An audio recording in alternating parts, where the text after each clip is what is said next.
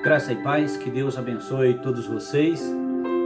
Eu estou aqui para deixar mais uma palavra de Deus, para despertar o seu entendimento, para que você possa entender o que a Bíblia diz, o que a Bíblia fala, mas interpretar dentro da Bíblia e não pelo raciocínio dos homens. O que eu vou ler aqui é um pouquinho pesado, mas está na Bíblia. Está na Bíblia. Não é coisa da minha cabeça. É coisa que eu vou te chamar para que você entenda quais são os propósitos de Deus na sua vida. Pega aí sua Bíblia. Livro de Isaías. Isaías, capítulo 10. A partir do versículo 1, que diz assim: Ai daqueles que decretam leis injustas e dos escrivães que prescrevem a opressão, para desviarem os pobres dos seus direitos e para arrebatarem o direito dos aflitos do meu povo, para despojarem as viúvas e roubarem os órfãos. Mas o que farei no dia da divisão e da desolação, que há de vir de longe? A quem recorrerei para obter socorro e onde deixarei a vossa glória? Sem que cada um se abata entre os presos e caia entre os mortos. Com tudo isso, a sua ira não cessou, mas ainda está estendida a sua mão. Queridos, a Bíblia diz: ai daqueles que descrevem leis injustas e dos escrivães que prescrevem. Hoje eu estava lendo uma matéria que dizia assim: Jesus não morreu pelos meus pecados. Eu comecei a meditar nessa palavra, que eu gosto de alguns assuntos, né, que eu possa discutir com vocês. Jesus não morreu pelos meus pecados. Pelos meus pecados, Jesus venceu a morte. Pelos meus pecados, Jesus venceu a morte.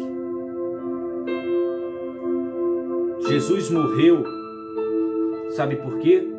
Porque Jesus confrontou. Porque Jesus ele se opôs aos opressores do povo. E não eram os opressores de Roma, né? Ele diz: ai daqueles que prescrevem as leis. Jesus ele não foi assassinado na cruz à toa.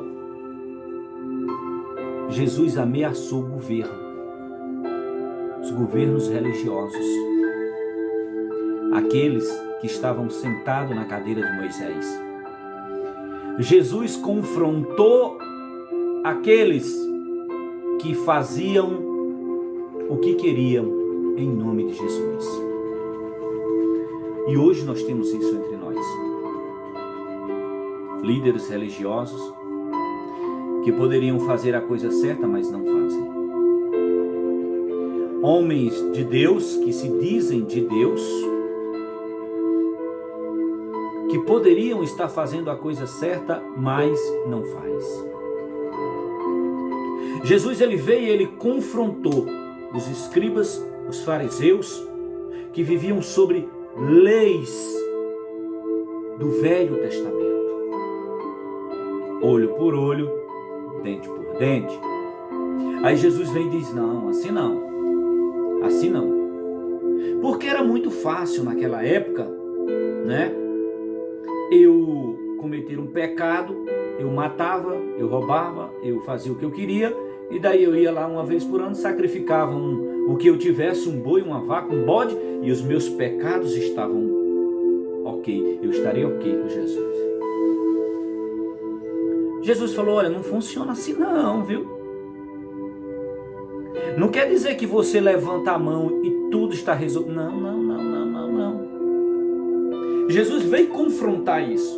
Jesus veio bater de frente, né? Jesus disse: olha, eu vim para que todos tenham vida. Era ter uma vida decente. O plano de Jesus era esse, que eu e você tivéssemos uma vida decente, que vivêssemos bens, sem brigas, sem intrigas, ajudando uns aos outros. Querido, se você lê o Novo Testamento, você não vai ver uma única palavra de Deus, de Jesus Cristo, falando de dízimos e ofertas. Para começar, Jesus não andava com sacola, pelo contrário. Jesus disse, você vai pregar. Já pensou Jesus hoje? Dizendo aos pregadores que tem por aí, aos grandes pregadores, olha, você vai lá, não leva nada. Se te derem, amém. Se não derem, não cobra. Será que tem uns cantores por aí, ou uns grandes pregadores de renome, que iriam pregar sem ganhar nada? Que iriam sair da sua casa pegando um ônibus, um trem, um metrô, ou andando a pé para ir pregar a palavra de Deus para não ganhar nada? Existe? Tem. Conheço uns desse tamanho que vão. Desse tamanho. Eles vão porque eles gostam. E aqueles são os verdadeiros pregadores da palavra de Deus. E não os grandão aí, que exige primeira classe de avião. Tem pregador que exige primeira classe. Se for de classe econômica, ele não vem. Se não tiver mais de 10 mil pessoas, ele também não vem. Mas Jesus, ele veio confrontar isso. Jesus veio dizer assim, olha, vocês estão fazendo errado. Não é dessa maneira que o Pai quer que seja. E aí, confrontar os grandes, Jesus arrumou intrigado. Jesus foi perseguido. Jesus foi ameaçado. Jesus foi espancado. Jesus foi crucificado. Então quem matou Jesus não foi o teu pecado, não foi o meu pecado, foi os líderes religiosos. Foi aqueles que viram em Jesus uma ameaça. Ou seja, querido, abrir os olhos de alguém é uma ameaça. Por que tem pastores que não querem que a ovelha dele vá noutra igreja? Porque talvez lá a palavra é mais dura. Talvez ele vai lá e ele abre os olhos. E aí é um perigo. Crente que conhece a Bíblia é um perigo. Crente que sabe entender a palavra de Deus é um perigo. Porque o verdadeiro cristão, querido, que prega a palavra de Deus, ele não cobra. Agora eu tenho uma pergunta para te fazer, querido. Se a Bíblia diz que Deus não habita em templo construído pela mão do homem, é a Bíblia quem diz, então a Bíblia é mentirosa? Será que a Bíblia é mentirosa? Quando Jesus, a respeito disso, Jesus disse, aonde tiver 1, 2 ou mais reunido em meu nome, ali eu estarei. Sim ou não? Está na Bíblia? Tá, então quer dizer que Cristo só está no culto se for na igreja? Não sou contra a igreja.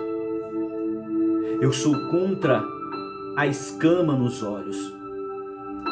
Eu sou contra você não conhecer a palavra de Deus. Conheça a verdade vos libertará. Eu gosto da igreja, eu gosto da comunhão dos irmãos quando ela é sadia, quando ela é honesta, quando ela é verdadeira. Não quando aqueles irmãozinhos te dão um tapinha nas costas com falsidade. Na verdade, ele estava querendo dar um burro. Quando aquele irmão que estende a mão para você para te dar paz não olha no teu olho. Ou, como eu já vi, quando vai dar a mão à paz do Senhor, ele tira a mão. Até quando nós vamos estar com escama nos olhos? Até quando nós vamos estar sendo direcionados para um outro evangelho e não o evangelho de Jesus? Porque o que muitos pregam hoje não é o evangelho de Jesus. Jesus não falava de fortuna. Jesus não falava de enriquecer. Jesus não dizia, olha, Imagine o sermão da montanha. Vinde a mim vocês que estão com dívida, vinde a mim vocês que estão devendo, vinde a mim vocês que estão no SPC, no Serasa, que em 3 meses andando do meu lado, vocês vão enriquecer, vocês vão ser o rei do deserto, o rei do Egito, o rei de Jerusalém. Vocês vão sentar nas melhores mesas, vocês vão ser ricos, abastardos. Jesus disse assim: vinde a mim, todos os que estão cansados e oprimidos, que eu vos aliviarei. Jesus, ele veio para trazer para mim, para você, amado e querido irmão, paz de espírito e não paz financeira.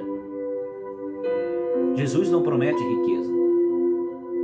Jesus promete uma vida digna. Então os sacerdotes daquela época estavam espremendo o povo. E tem uma coisa que você não sabe. Quando ia até o templo e você levava o seu carneirinho puxando da sua casa, quando chegava lá alguém dizia: esse carneiro não serve não. Esse carneiro aí, o sacerdote não vai aceitar ele. E agora? Não, agora você faz o seguinte: quanto é esse carneiro? É R$50. Tome 20, ponha mais 30 e compre outro, lá no fulano de tal, o atravessador. Então, a maioria das pessoas hoje, irmão, eles querem espremer, eles querem tirar o que você tem. Será que alguns líderes religiosos do nosso país, eles estão preocupados se você tem o que comer hoje?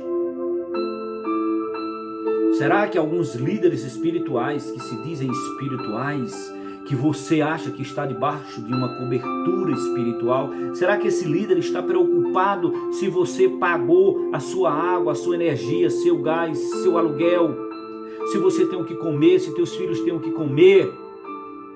Será que quando você chega nesses templos e eles te dão uma envelopezinha para você participar da campanha da prosperidade, ou dos 5 passos para você se tornar milionário, será que eles agora estão preocupados com a tua comunidade, com aqueles que estão à tua volta? Se Jesus estivesse entre nós hoje, ele também ia ser morto. Porque ele iria confrontar essa raça de víbora que tem por aí. Enganadores, mercenários que vendem a palavra de Deus.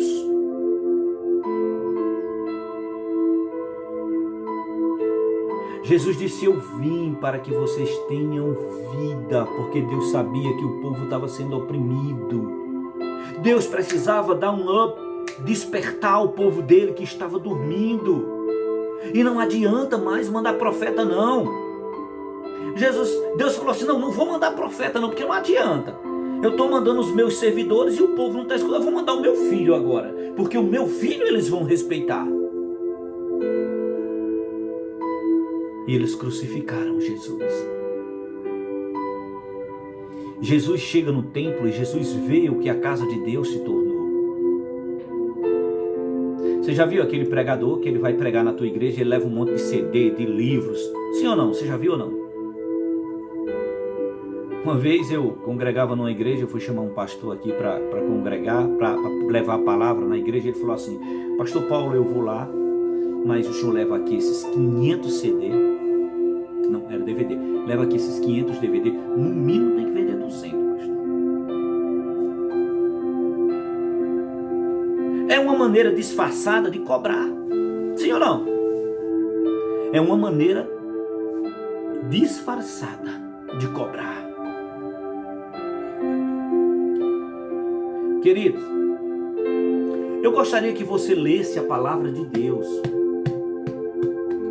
Eu gostaria que você entendesse a palavra de Deus. Tu sabe por quê, querido? E agora eu vou falar de uma coisa aqui. Você sabe por que o Padre Cícero do Juazeiro, era considerado um padre santo? É considerado um padre santo. que o povo fazia romaria de longe, de todo os estados, né, para ver o Padre milagroso. Porque o Padre Cícero lia a Bíblia. Porque o Padre Cícero lia a Bíblia. Sabe por que era vendido indulgência? Porque o povo não lia a Bíblia. Sabe por que tem gente vendendo casa, carro, levando todo o seu salário para as igrejas e colocando lá? Porque o povo não lê a Bíblia. A Bíblia ela é grande, ela é longa, as letrinhas pequenas, é cansativa e ninguém quer ler, né? Então eu prefiro que alguém leia para mim, só que quando a pessoa vai explicar a Bíblia, ela explica do jeito dela. E aí você não tem conhecimento da Bíblia, você vai engolir e comer tudo que eles disserem. Então, querido, abra os seus olhos. Quando eu vi aquela matéria hoje, Jesus não morreu pelos meus pecados, me deu aquele choque. E eu sou curioso, eu fui atrás, eu fui pesquisar. E você começa a entender que Jesus, ele venceu a morte. Quando ele ressuscitou, quando ele venceu a morte, ele sim me tirou do pecado. E me tirar do pecado, querido, é quando eu aceito Jesus. É quando eu vejo o que ele fez, o que ele passou por mim na cruz. A mensagem que ele trouxe para mim, ela não pode morrer.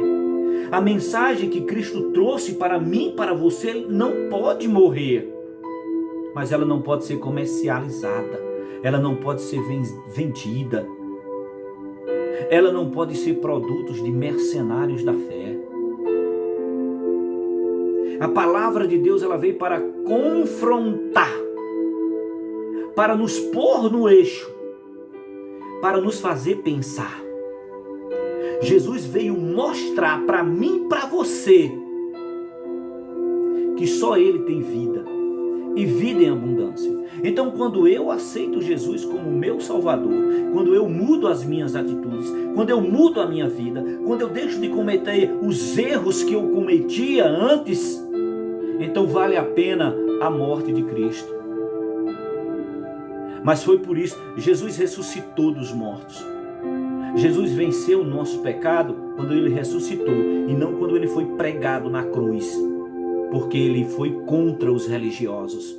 Porque ele não concordou com o que estava acontecendo com o seu povo. Foi quando Jesus confrontou. Quando Jesus disse: vocês estão fazendo a coisa errada. Não é isso que o Pai quer que vocês façam. Então foi nesse momento em que os doutores da lei, em que os saduceus, em que aqueles que tinham que fazer a coisa certa, disseram: se esse homem começar a falar, vai estragar o nosso negócio. Calemos ele. E na história do mundo, não houve um julgamento tão rápido, com uma sentença tão dura ao inocente. Na história do mundo não houve. Quem salva você é Jesus, através da mensagem de Jesus, através da palavra de Jesus. Quando Deus tocar na tua consciência, quando Jesus tocar na tua pessoa, quando você deixar de cometer as coisas ruins que você cometia, quando você deixar de ser egoísta, quando você amar mais o seu próximo, quando você parar e ver que tudo que você fazia de errado não vale mais a pena fazer, então vai ter valido a pena Jesus morrer por você. Quando você confrontar de frente e não aceitar viver nos erros dentro das doutrinas dos homens, quando você começar a pensar por si só, quando você pensar baseado na palavra de Deus e não na de homem, você vai ver quanto tempo você perdeu. É hora de despertar, é hora de acordar, é hora de você enxergar com os seus próprios olhos. Ninguém é tão burro que não saiba a verdade. Amém? Que Deus abençoe.